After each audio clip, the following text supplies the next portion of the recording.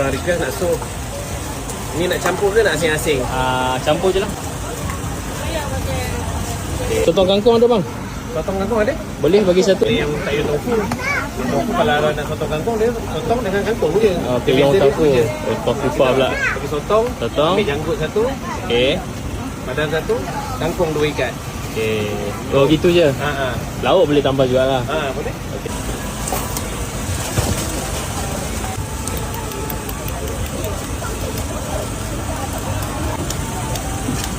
Sup kita free je. Sebab kita ni je, sup biasa-biasa je.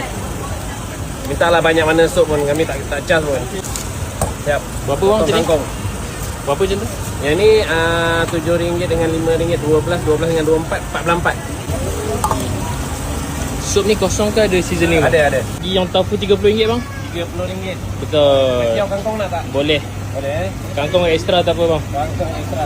Kangkung 2 Kangkung 2. 2 kacau satu. Goreng. Ada pucuk telur. RM30 banyak bang? Banyak juga. Ramai boleh makan tu. 5-6 orang boleh makan. Okey, yang ni ada udang. Ni udang sayur. Ketam. Ikan sayur. Ni ada sotong ikan. Okey, seafood tahu. Ada seafood tahu. Ni total semua ada berapa bang lauk kat sini? Lebih kurang dalam 40 jenis jugalah. Ada bobola udang. Okey. Crispy.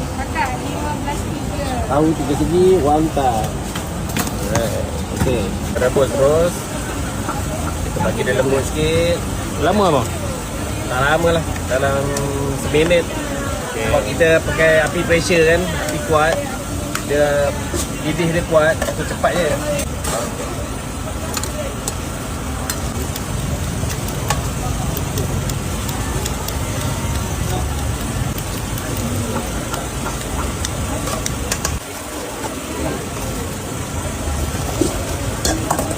Ni RM30.